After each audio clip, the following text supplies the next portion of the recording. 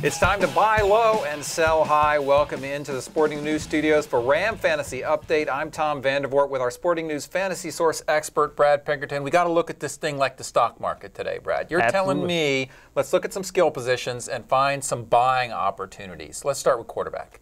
When you start a quarterback, you got to look right at Tony Romo. He's coming off an atrocious game Monday night in front of everybody. His owners are left in the bye week to stew over that mess.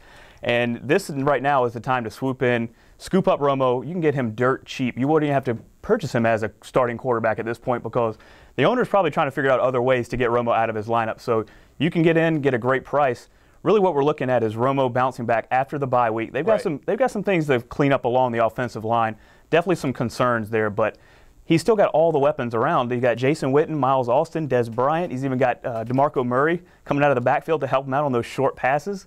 I see a lot of upside left with Romo. I'm not ready to give up on him quite yet. I mean, Cowboy fans will be glad to hear you say this, but you mentioned Des Bryant, you mentioned the offensive line. I mean, those were some issues for him against the Bears, but you feel confident the team will bounce back from that.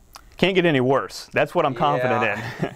And if you're not completely sold on Romo bouncing back, another good buy low candidate right now, also in a bye week, Matt Stafford. He also has a lot of weapons around him. Not sold that they're going to be able to run the ball, so they're going to have to continue passing if they want to stay in games, especially with their defense giving up a lot of points. Matt Stafford is also another good value pick right now. Okay, now let's move to running back, and you're telling me maybe a Darren McFadden. I'm looking at Darren McFadden. I think when you go into a season, you don't like spending that first-round pick on McFadden because he's so injury-prone. Well, he's underperformed to this point, managed to stay healthy, which is nice. Right. But now owners are wondering, is he really going to be good in this new offensive scheme that the Raiders have in place? Well, they're going into the bye week. They have time to figure that out, help McFadden get a little more comfortable. This guy is way too talented, but now what we're looking at is his underperforming so far has driven down his value where you're not really talking about that first, second round price tag that you're going to have to pay for. Right. Now it becomes a little more of a value pick for McFadden, a guy who has the upside to be the best running back in fantasy. So now might be the best time to buy in on McFadden. So basically you look at a guy like that, he's underperformed, and if you assume he moves back to his average performance, it's a great opportunity. Absolutely. And, there's still health risks, but now you're minimizing that by buying in low. And how about another running back if McFadden doesn't float your boat? Yeah, well, we can look in that same division out in the AFC West, and Ryan Matthews, he's coming off of an injury preseason, slowly getting up to speed, fumbled in his first game back, so that cost him a start in week 4. Right. So there's just a lot of things working against Matthews and his owners, and they may be getting impatient. So I would ask around about Ryan Matthews. I'm not as high on him as most fantasy owners are, but at this point, his value might be down to the point where, hey, this is worth a shot. Okay, now what about finally at the wide receiver position? There's a lot of good receiver buy low options, but I'm looking at Jordy Nelson right now. The Packers' offense is yet to really start clicking. We saw Aaron Rodgers start to really break out this past week, and one of those touchdowns went to Jordy Nelson.